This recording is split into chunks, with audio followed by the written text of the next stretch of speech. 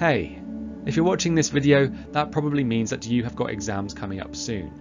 Regardless of whether they are GCSEs or A-levels or Scottish Highers or something else, I just wanted to take the time to wish you all the absolute best of luck.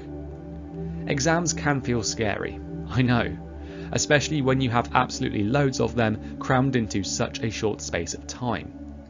But I want to remind you to not panic and to have faith in yourself. You've worked so exceptionally hard up to this point, and I know that because you've taken the time to subscribe to some bold beardy bloke and watch the videos that he makes on YouTube. And now all you have left is one final hurdle, one last lap, one decisive boss battle to contend with. And then you're done. You're free. Probably. At least until September rolls around. Now, I'm not going to overcomplicate this video by giving you a bunch of convoluted strategies to suddenly employ last minute. Instead, I would like to remind you of some simple things that you should be doing in either your exams or during the exam period to give you the absolute best chance at success. You will know these things already, I guarantee it, but I know that it is sometimes useful to hear somebody else reinforce the things you already know, so here we go. So for the exams themselves, I have 3 reminders for you. First, make sure you read your questions carefully and answer them accordingly. If an English lit paper asks you to write about how a certain character is presented in a text, don't go off on a tangent by focusing solely on how a theme is presented instead.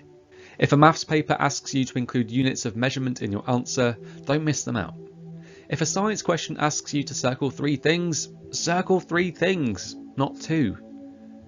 Second, and this might sound silly, remember to breathe.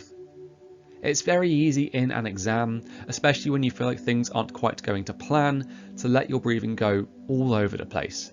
Whether you're breathing too much and hyperventilating, or you're stressing out and shutting down and forgetting to breathe altogether.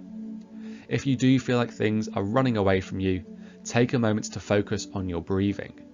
Slowly breathe in through your nose for 4 beats, hold your breath for another 4 beats, and then breathe out of your mouth slowly for another 4 beats still.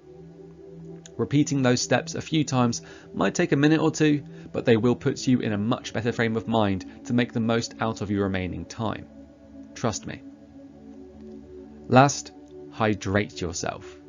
Your school or college or whatever might have its own rules about water bottles in exams, but if you are able to take some squash or water or whatever in with you, do. Staying hydrated is so key to peak performance. Just make sure you don't overdo it and end up going to the loo like every 5 minutes. Outside of your exams but during the exam season, here are 4 more things that I think you ought to remember. First of all, make sure you get a decent amount of sleep. A quick Google search suggests to me that teenagers should sleep at least 8 hours a day, so try to resist the temptation to stay up all night playing whatever game it is you play, or scrolling through TikTok, or binging goodness knows what on Netflix. Likewise, don't stay up all night revising either, and those of you that are watching my videos at 3 AM, I see you, because doing that is going to do you more harm than good. Listen to your body, get to bed at a decent time, and hit the ground running the next day feeling refreshed. Second, make sure that you are eating and that you are eating well. Now, I'm not going to lecture you about what you should or should not eat because I think you guys get enough of that from the media and school and whatever. The one exception I will make to that is to try to avoid energy drinks or other sources of caffeine, or at least make sure to moderate your intake. Sure, the initial buzz does do you some favours in the short run, but you will experience that caffeine crash eventually, and we all know that that is not fun. Ultimately, the most important thing is that you're putting enough fuel into your body to allow your brain to function at its best.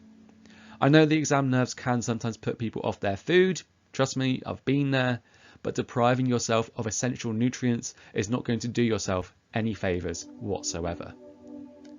Third, if you are revising, remember to take frequent short breaks. Now, I say this in basically every video, but it's true. Cramming non-stop might have, some benefits, but cramming is nowhere near as effective as having a schedule of work and rest. There is a strategy called the Pomodoro technique that I always find super handy. Now, I'm not going to explain it in great depth here, but basically it's a time management strategy whereby for every longest chunk of properly focused work, you then take a short break. Say 25 minutes of work, then 5 minutes of rest, or 50 work and 10 rest, or whatever. And then for every 3 or 4 of those you do, you then take a slightly longer rest, usually 3 times the amount of your usual rest duration. The point is, break up your time spent working into smaller chunks and factor in short breaks in which you get away from the screen, desk, book, flashcards, whatever, move around and reset your headspace. I still use the Pomodoro technique to this day when I'm working on my PhD or when I'm making a video for you guys. It is an absolute game changer. Last, please remember that one tricky exam, one confusing question, one dodgy answer, they're not going to be the end of the world. You study so many subjects and do so many exams after all. Don't let a slightly off day derail you. Put it to one side, worry about it later if you need to, and focus on the next thing. Ultimately, you only need to get whatever grade it is that you need that will let you progress to your next step. And even if you somehow fall short of that, you will have loads of options to explore once you have your results in the summer. I promise. Life has a funny way of letting things work out in the end. Trust me. Okay, hopefully nothing I have said here has shocked you. This is all pretty common sense stuff that I'm sure you've heard before, but like I said, sometimes it is good to be reminded of things. Good luck. You have worked so hard, I'm sure, and if you've been using my content to help you revise, I feel lucky to have been a very small part of your learning experience. I genuinely wish you the absolute best in your exams, and if you want to let me know how you do come results day, I very much look forward to hearing how you do. I believe in you. Your teachers, I know, believe in you. So do your parents, carers, family members, whoever's at home. I'm sure that they also believe in you. So now all that's left is for you to believe in yourself. You've got this.